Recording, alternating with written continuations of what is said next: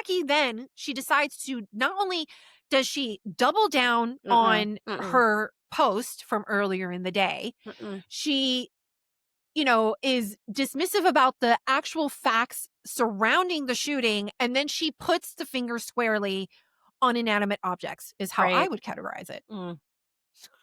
Sorry, this is a tough one. Having your child killed while they are sitting in a pew for a morning prayer service is not what any parent should have to worry about. And I have felt a mixture of anger and a lot of anger and emotional exhaustion about this today, as I'm sure many of you have, because we have been here so many times. And yet again, like clockwork, half the politicians in our country have little more to offer than thoughts and prayers. That is all they are offering. Join all of us in praying for the victims, was Vice President J.D. Vance's response today. That's what he said. That's it. Please join me in praying for everyone involved, Trump wrote. We have seen this play out over and over again. There is a shooting, then come the thoughts and prayers, and then comes the attempt to shift the focus. This is what always happens.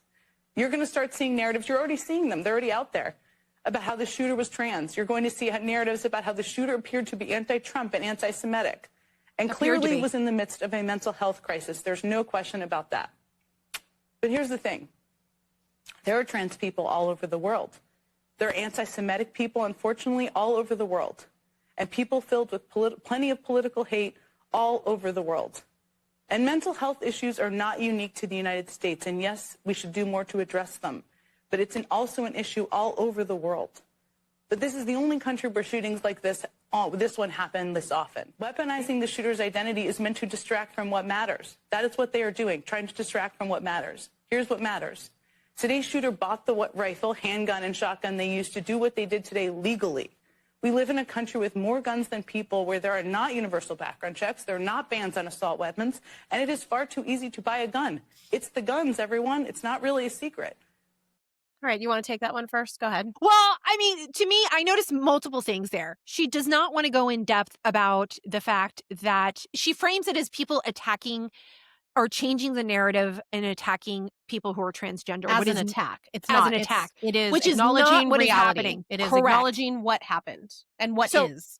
That is false. Okay. Of course, there are people out there that are going to be attacking the person because they are trans. Right. That happens all the time. But the focus of the actual conversation is the acknowledgement of how pervasive this has suddenly become and how it goes hand in hand with a mental health crisis. Yes. And you can't tell me that this isn't some element of hate against Christians or against the Catholic Church when this is what they grew up with. This is the mental health crisis that they're having. And then this is a target that they shoot. Right. That they choose. I'm sorry. Yeah.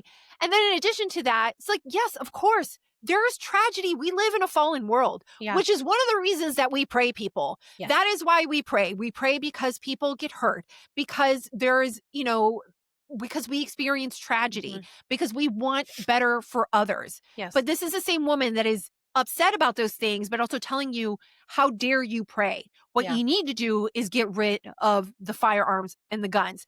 As if we don't see people using guns illegally in other countries, or going and using other weapons like knives or bombings or cars because evil wants to do evil. We'll see how things are working out, say in London, all over England. Like, it's not the evil heart, the dark, depraved heart will turn to anything. And it does. And,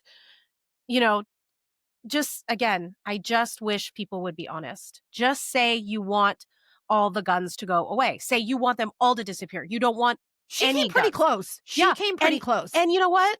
In that case, if somebody said that, I'll go, okay, I can have an honest conversation with you. But I mean, we're not going to agree. It's not going to happen. But I wish people would start from that premise, to be honest. But again, it's the media and these people with this narrative, this ideology that they have, they cannot tell the truth, because it's like a house of cards. Once they start telling the truth, then the rest of the narratives kind of become real flimsy and they collapse.